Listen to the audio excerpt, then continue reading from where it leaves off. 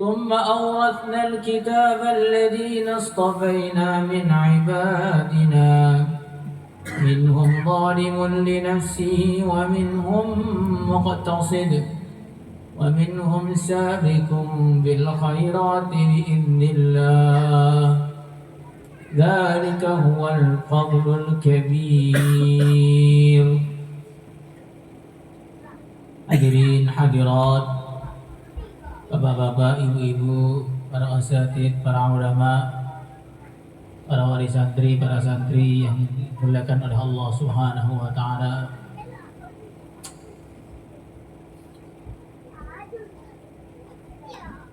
Di antara satu ayat yang begitu penting sekali untuk menjadi renungan kita, ketika Allah Subhanahu wa taala berfirman, innaka kadihun ila rabbika kadhan famulaqih ya ayyuhal insanu innaka kadihun ila rabbika kadhan famulaqih.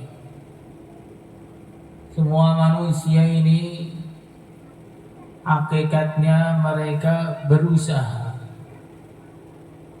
An-nasu ghadiyan faghadin famubikun nafsahu wa ghadin famu'tikuha.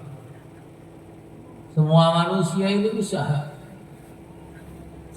Tapi usaha manusia ini, hadirin yang mulia, sebenarnya terbagi menjadi dua.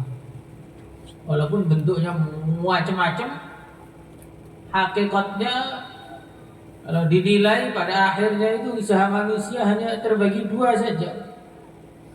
Usaha yang akhirnya bermanfaat untuk dia dan usaha yang sama sekali tidak bermanfaat, bahkan menghancurkan. Manusia tidak akan bisa lepas dari namanya rasa capek, dari namanya bekerja, dari namanya berusaha. Tetapi apa yang dia kerjakan, apa yang dia usahakan, ada yang bermanfaat untuk dia dan ada yang tidak bermanfaat sama sekali. Kalau orang berusaha, kemudian pada akhirnya usaha yang dia kerjakan, yang dia seriusi, bermanfaat untuk dia, maka berarti dia ini orang yang beruntung. Jadi kalau orang itu usaha, kemudian akhirnya usahanya tidak bermanfaat untuk dia, maka sebenarnya dia ini buntung. Manfaat atau tidaknya satu usaha manusia dilihat ketika dia sampai di akhirat. Orang di dunia ini kita lihat, ada yang usaha menjadi orang yang terkenal, berbagai macam hal dia kerjakan, jadi konten kreator, makan makanan yang macam-macam, paling pedas, paling banyak, yang paling aneh. Untuk apa makan yang aneh-aneh itu? Biar terkenal. Ada orang yang usaha menjadi orang yang kuat, olahraga, fitness, ke gym dan seterusnya. Badannya sudah seperti roti tawar, tak kotak atau kayak batu bata. Biar apa? Biar kuat. Ada yang usaha untuk jadi pejabat, keliling sana, keliling sini, bagi uang sana, bagi uang sini. Kalau sudah jadi ambil uang sana, ambil uang sini. Ada yang usaha yang lebih simpel lagi, jilat sana, jilat sini juga ada. Hadirin yang dimuliakan oleh Allah Subhanahu wa taala, semua usaha yang dia lakukan yang betul-betul capek, yang sudah memusingkan kepala dia, menguras tenaga dia, memeras otak dia, menghabiskan umur dia, ketika sampai hari kiamat, wa qadimna ila ma 'amilu min 'amal faja'alnahu haba'an manthura. Semua yang diusahakan oleh Allah dijadikan bagikan tebu yang berterbangan. Ditabur-taburkan bagikan debu yang tidak ada nilainya sama sekali, tidak ada hasilnya sama sekali. Bahkan idza lam yakun 'aunun min Allah lil fata fa aktsaru ma yajni 'alaihi ijtihaduhu. Bahkan dia hancur, masuk neraka yang terdalam gara-gara usaha dia. Rugi apa tidak? Rugi. Sangat-sangat capek betul. Untuk mendapatkan apa yang dia cita-citakan capek betul. Ternyata semua usahanya hanya menghasilkan neraka. Sebaliknya orang yang kedua usaha juga. Usahanya sholat malam, usahanya menghafalkan Al-Quran, usahanya berjuang fi sabilillah, usahanya sedekah ikhlas karena Allah, usahanya menyampaikan ilmu. Capek juga ini. Ini bukan tidak capek. Orang itu kalau giritan lama-lama capek. Bahkan kita ini belum giritan sudah capek. Orang kalau ngaji Quran itu, kalau menghafalkan Quran, Masya Allah, kepala itu kayak mau pecah. Terus dikejar, apalagi kalau sudah mau kubron itu hampir pada mau gila rasanya. Orang itu kalau berjuang fisabilillah, jalan kaki ujung-ujung dunia sana, ditolak sini, usir sana, usir sini. Capek sekali. Menyampaikan ilmu juga begitu, sangat capek. Ustadznya malamnya sudah mutolah serius, tiba-tiba santrinya tidur tengah-tengah diajar. Masya Allah. Berbagai usaha dia lakukan. Santrinya juga berusaha, sudah persiapan baca yang baik, pagi-paginya kena marah. Baik sekali. Usaha. Begitu sampai di akhirat, semuanya al-hasanah bi'asrati amsalihha, satu kebaikan minimal dilipat gandakan 10 kali. Ada lagi ila sab'imiati di'bin, sampai 700 kali, sampai 1 juta kali, sampai 2 juta kali. Wallahu yudha'ifu liman yasha. Berarti beruntung apa tidak? Beruntung. Makanya orang iman ketika masuk surga apa yang dikatakan? Alhamdulillahilladzi adhaba 'annal hazan, inna rabbana laghafurun syakur. الذي أحلنا دار المقامة من قبله لا يمسنا فيها نصب ولا يمسنا فيها لغوب. Masuk surga yang pertama kali dikatakan alhamdulillah, sudah tidak ada capek lagi. Artinya orang iman itu capek juga, tapi capek yang ada nilainya. Capek yang ada nilainya. Segala puji bagi Allah yang telah menempatkan kami di tempat la yamassuna fiha nasab, yang tidak ada capeknya, wala lughub, tidak ada ribut-ributnya. Dulu di dunia sudah capek di tengah-tengah orang-orang hiruk pikuknya dunia, dia berzikir. Di tengah hiruk pikuknya dunia, dia mencari ilmu agama, sudah capek begitu. Masuk surga nggak ada capeknya. Beruntung apa tidak? Beruntung. Ya, dalam ayat lain ahli surga mengatakan limisli hadza falyamalil 'amilun, untuk yang seperti inilah orang itu harusnya bercapek-capek. Capek terus hasilnya didapat. Ini namanya untung. Kalau ahli dunia itu seperti gali sumur sampai 1 kilo, ternyata di bawahnya hanya bekas septic tank dinosaurus sana itu. Tuh, apek digali, ternyata isinya hanya kotoran saja.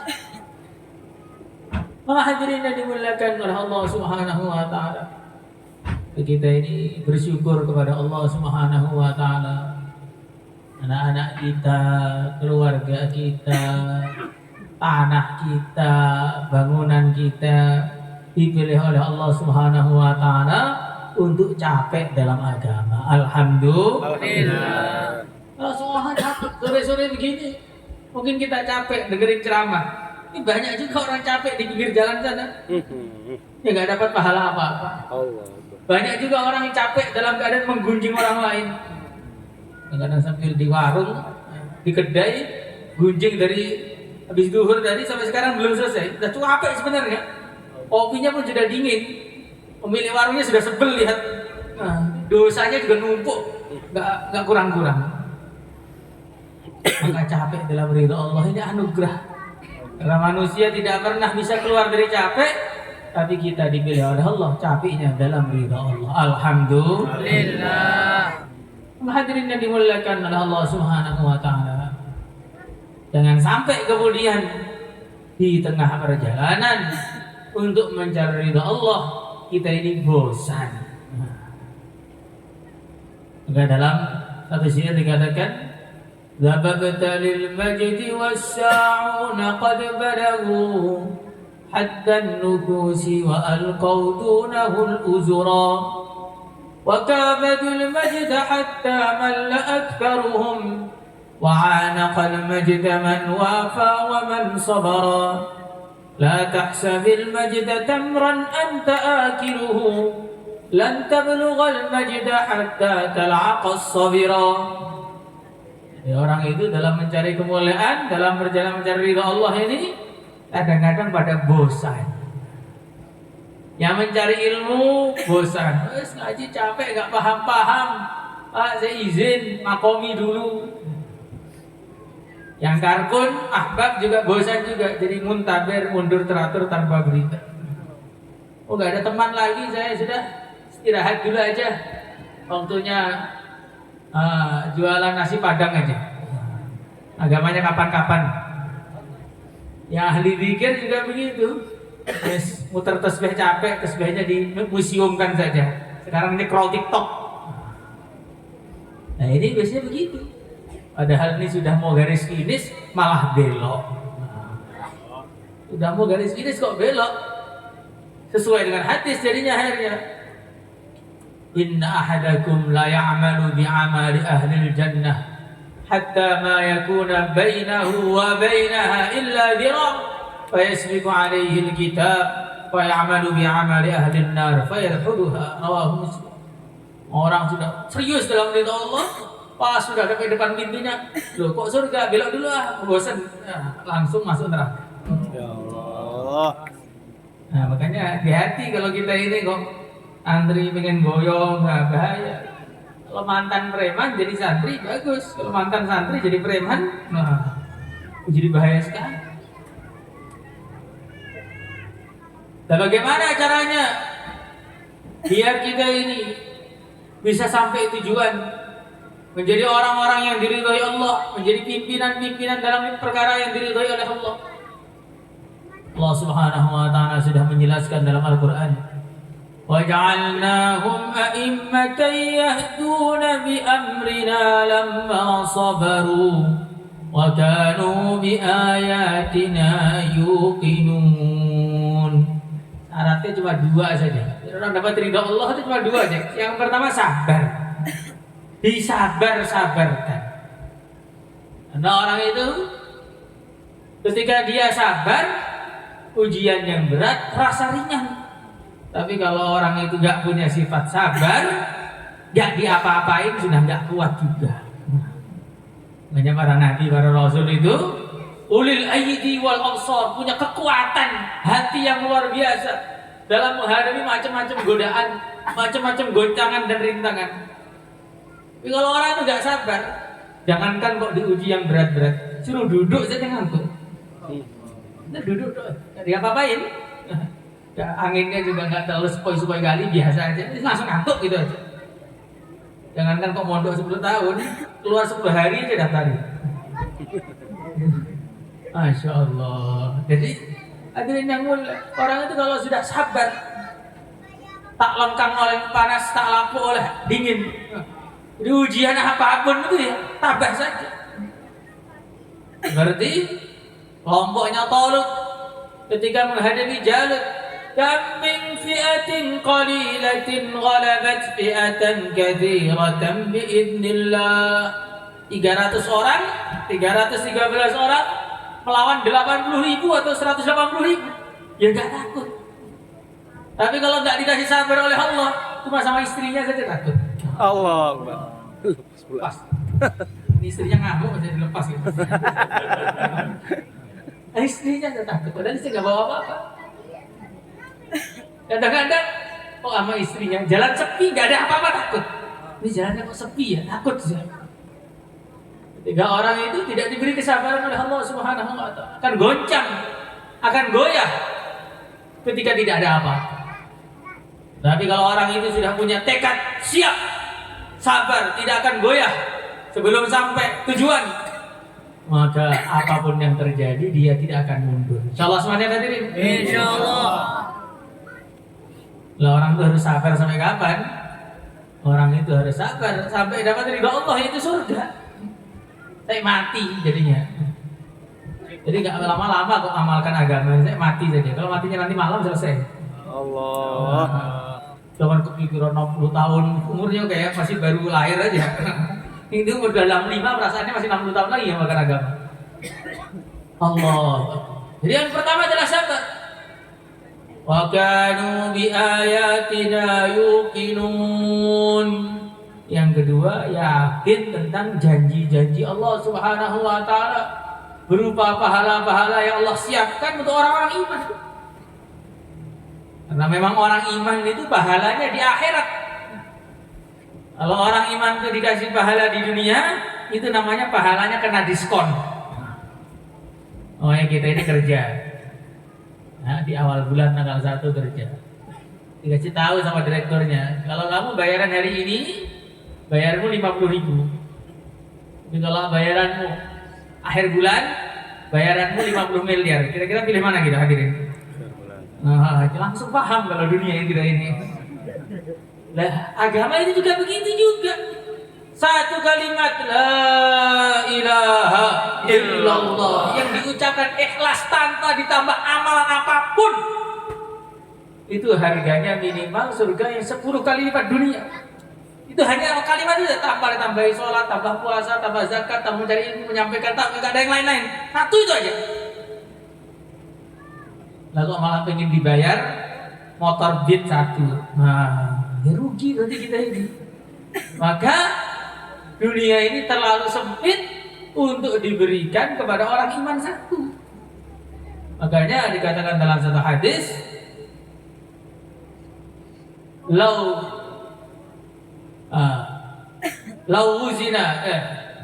satu hadis dikatakan, seandainya dunia ini sejajar di sisi Allah seperti satu sayap nyamuk harganya, lama saqa minha kafiran syurbatama.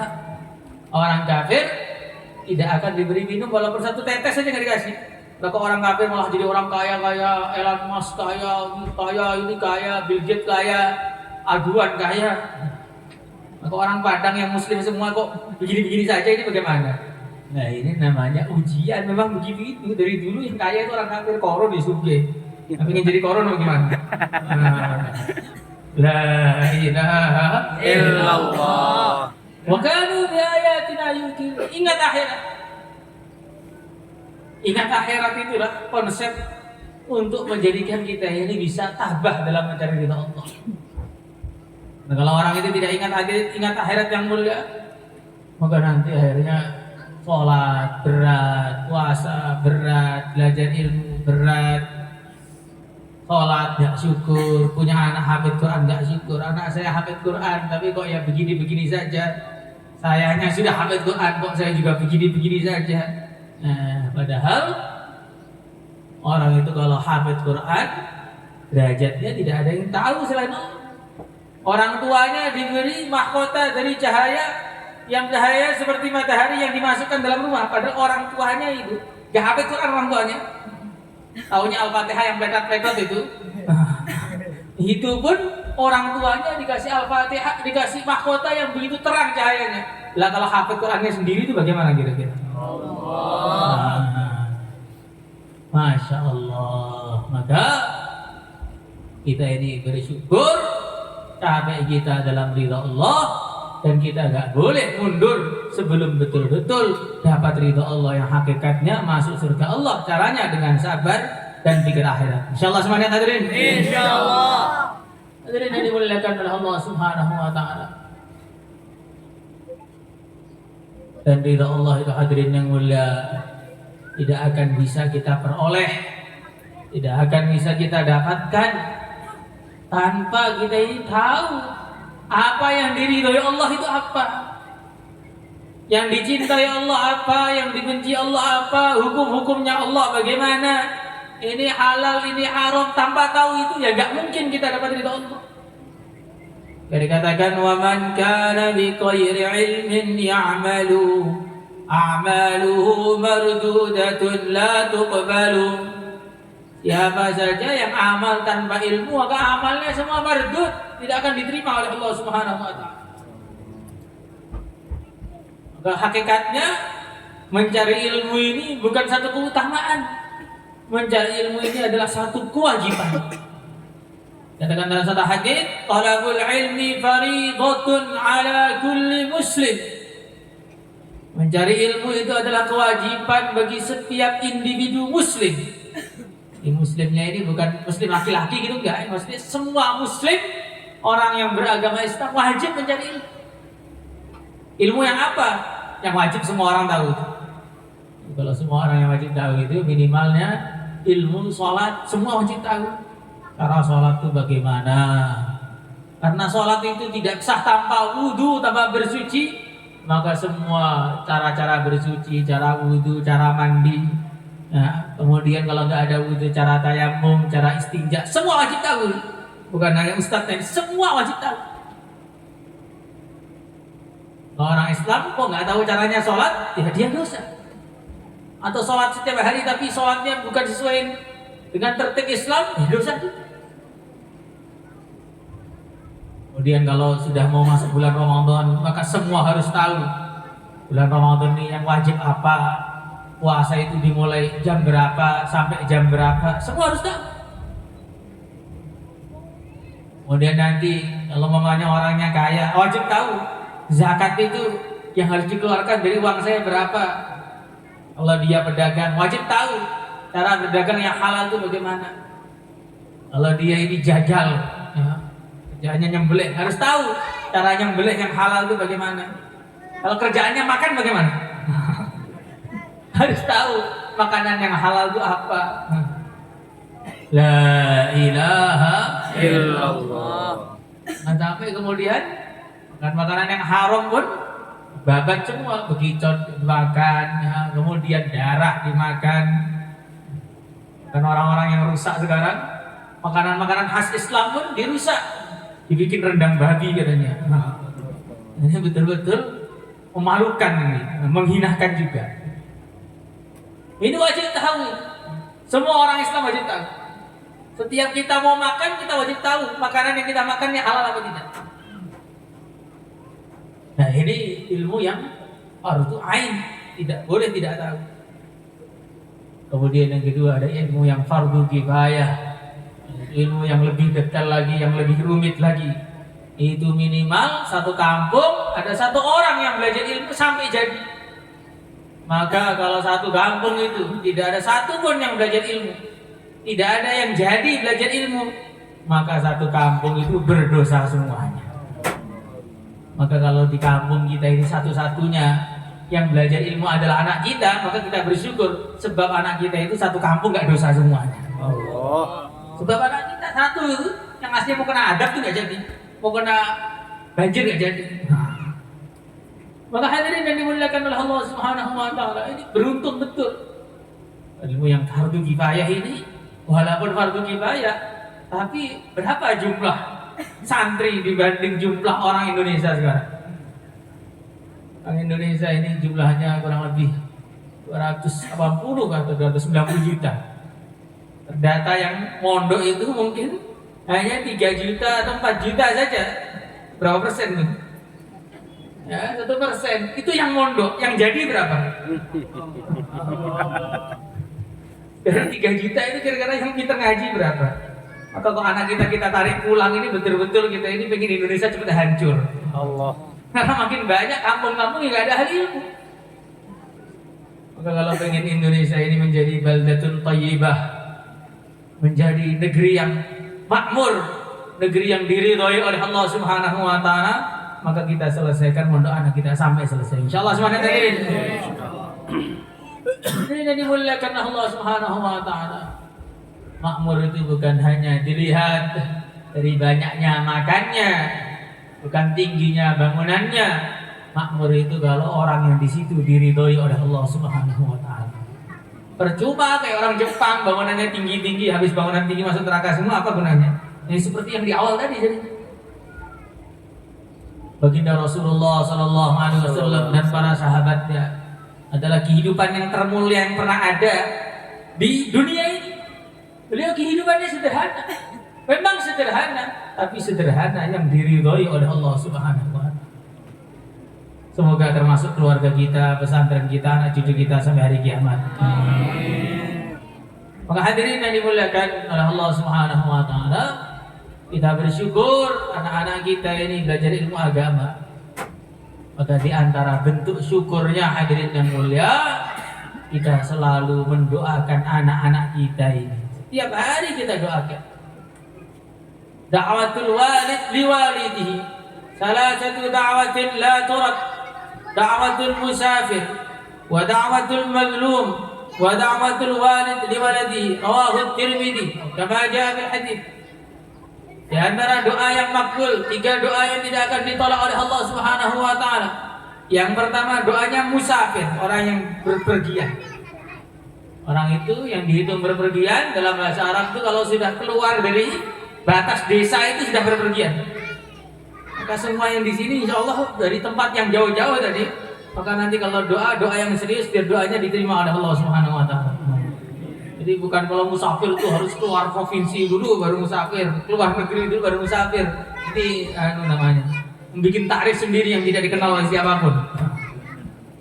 Wa da'watul mazlum, dan doanya orang yang terzalimi.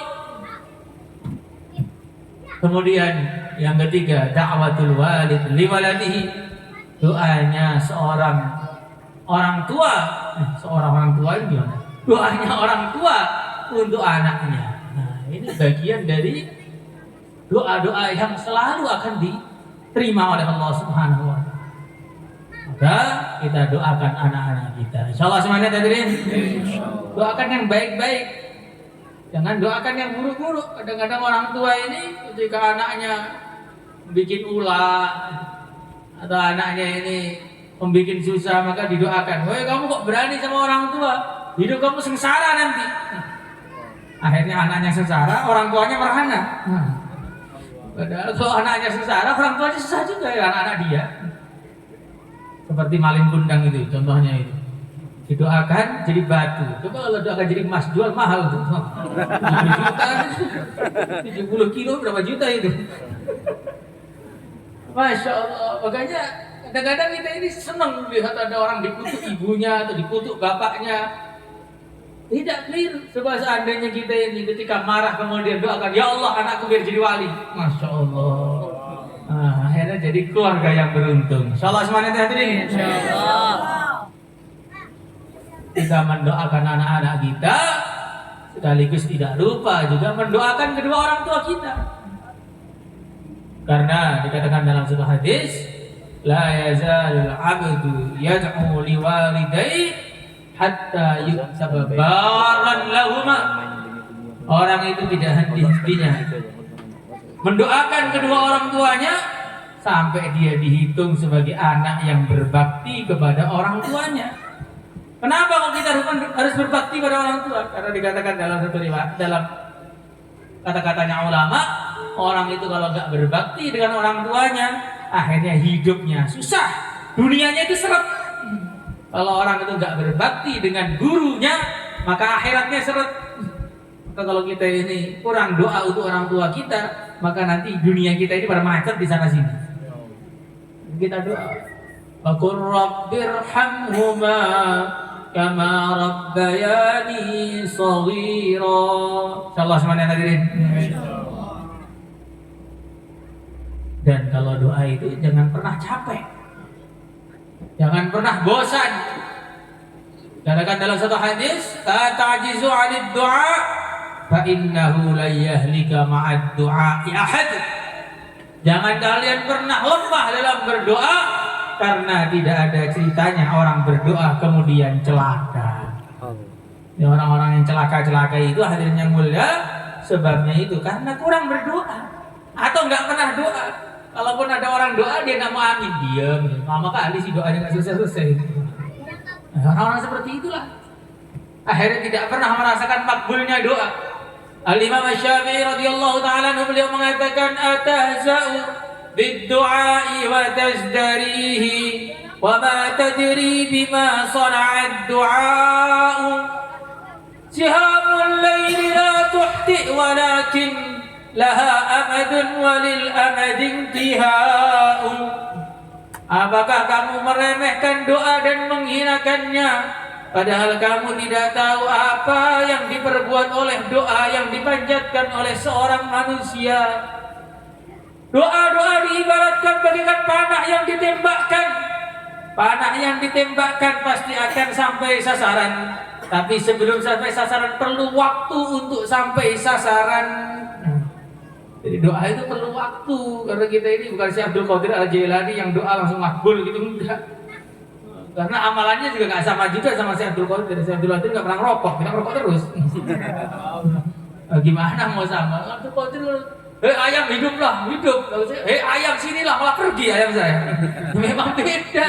Kita ini bukan si Abdul Qadir, Abdul Qadir. Ini kalau ada nama Abdul Qadir jangan tersinggung, biar pas gitu aja. Hadirin, suatu ketika ada seorang ulama yang berdoa, ya Allah, ya Allah, ya Allah. Sudah tiba-tiba terdengar suara dari langit, doa kamu tidak dikabulkan. Maka akhirnya dia pindah, ajak santri-santrinya doa depan Ka'bah. Di depan Ka'bah doa lagi, ya Allah, ya Allah, ya Allah. Terdengar suara yang lebih keras lagi, semua santri juga dengar semua. Doa kamu tidak dikabulkan. Maka salah santri yang sok pinter, kadang santri-santri ini memang gitu, belum terlalu tahu tapi suka ngajari gurunya. Dan dia itu ya agamanya taunya dari gurunya itu. Di guru saya ini kok nggak pas sikapnya ini, tidak sesuai syariat. Padahal dia nggak tahu syariat. Ngajiannya nggak selesai, ngajar kiai. Maka dia ngajari, Syekh, antum ini kok doa terus, udah jelas itu loh, gak dikabulkan. Lah kok masih doa terus, emang kenapa? Maka gurunya bilang, hei santriku yang luar biasa sok pinter, kamu ini baru dengar 2 kali saja suara ini sudah putus asa. Saya mendengar suara ini sudah 40 tahun saya dengar suara ini. Allah. Maka santrinya tambah heran lagi, oh naik lagi ilmunya deh. Lah kok masih terus kok Syekh? Maka gurunya bilang, lah kalau saya ini doanya tidak dikabulkan oleh Allah, apa saya punya Tuhan lain yang bisa mengabulkan doa saya? Allah. Nah, ini loh, makanya kita ini ilmu kita ini masih cetek. Jangan suka mengomentari para ulama. Ini penyakit orang zaman sekarang ini. Gak tahu apa-apa, ngajari yang tahu apa-apa. Seperti ngasih garam ke laut. Laut sudah asin, macam kasih garam lagi. Masya Allah, seperti orang-orang yang merasa paling pintar zaman sekarang itu bilang, kalau pengen ikut sunnah, ikut Nabi, maka tarawihnya 11. Kalau ikut 20 itu ikut Sayyidina Umar saja, itu belum ikut Nabi. Kalau Sayyidina Umar gak ikut Nabi, terus kamu ikut Nabi, itu jalurnya mana? Sayyidina Umar sudah dijamin masuk surga. Lah kalau kamu tuh kayaknya jaminan, wa in minkum illa wariduha. Nah, semua orang pasti lewat neraka, itu jaminannya. Ngangkatnya itu belum mesti. Keluarnya belum mesti, lewat nerakanya mesti. Nah, ini namanya orang ini sok pinter tuh begitu itu. Ini bukan khilafiyah apa, ini ijma, ini sutur madhab, ini 20, 11 ini sesat. Nah, kalau ada yang nggak terima itu mesti yang 11 berarti. Daripada 11 lebih baik 23. Insyaallah hadirin. Hadirin yang dimuliakan Allah Subhanahu wa taala, maka kita doa terus walaupun kelihatannya tidak ada hasilnya. Doa itu akan selalu mendatangkan salah satu dari 3 perkara. Di antaranya ada kalanya doa kita diberikan oleh Allah, kita tanpa apa yang kita minta di dunia ini. Ada kalanya enggak tanpa apa yang kita minta, tapi Allah singkirkan keburukan yang semisal dengan apa yang kita minta. Kalau tidak seperti itu, Allah masih akan simpan pahala doa kita di akhirat. Bahkan diteruskan dalam hadis tersebut, seandainya orang tahu apa yang Allah simpan dari pahala doa dia, tentu dia pengen doanya nggak ada yang kabul ketika di dunia ini. Saking gedenya pahala doa, tapi ya kita belum angkatnya itu, mesti belum angkatnya itu. Mintanya sekarang, walaupun belum doa sudah minta duluan. Insyaallah semuanya hadirin. Hadirin yang mulia, kita akan doa sama-sama. Semoga pesantren ini dibarakahi oleh Allah. Kita semua yang hadir di majlis ini pun juga dibarakahi oleh Allah, diberi hidayah oleh Allah, akhirnya mendapatkan ridha Allah Subhanahu wa taala. Allahumma shalli ala sayyidina Muhammad wa ala ali sayyidina Muhammad. Alhamdulillahirabbil alamin. Ya Allah, ampunlah dosa-dosa kami. Ya Allah, ampunlah kedua orang tua kami. Ya Allah, ampunlah doa ahli keluarga kami, anak cucu kami, teman-teman seperjuangan kami. Ya Allah, ampunilah guru-guru kami. Ya Allah, ampunilah umat Islam di seluruh alam. Ya Allah, ya Allah, maafkanlah kami semua, ampunilah kami semua. Mudahkan urusan kami, selesaikanlah masalah-masalah kami, tunaikanlah hajat-hajat kami, sembuhkanlah penyakit-penyakit kami, bayarlah hutang-hutang kami, tambahlah kekurangan-kekurangan kami, tambahlah kekurangan-kekurangan kami, tutupilah aib-aib kami, jangan kau permalukan kami di dunia maupun di akhirat. Ya Allah, angkatlah derajat kami semua. Ya Allah, menjadi orang-orang mulia di akhirat. Ya Allah, menjadi orang-orang mulia di akhirat. Ya Allah, ada ujian tanpa ada rintangan, kurnia anugerahmu ya Allah, kurnia anugerahmu ya Allah. Ya Allah, berikanlah kepada kami iman yang sempurna, yakin yang mantap, akhlak dan budi pekerti yang baik, keturunan-keturunan yang saleh, yang salihah, yang membantu kami dan membanggakan kami di dunia maupun di akhirat. Ya Allah, berikanlah kepada kami ilmu yang manfaat, ilmu yang barakah, ilmu yang manfaat, yang selalu diamalkan sampai hari kiamat. Ya Allah, berikanlah kepada kami rezeki yang halal, yang mudah, yang segera, yang barakah. Ya Allah, berikanlah kepada kami, ya Allah, teman-teman yang bantu kami untuk taat kepada Engkau tanpa ada ujian, tanpa ada rintangan, murni anugerahmu ya Allah. Ya Allah, barakahlah pesantren ini ya Allah. Ya Allah, barakahlah pesantren ini ya Allah. Barakahlah santri-santrinya, wali santrinya, ustadz-ustadznya, semua yang berkontribusi dengan kebaikan dalamnya. Ya Allah, satukanlah pesantren ini ya Allah.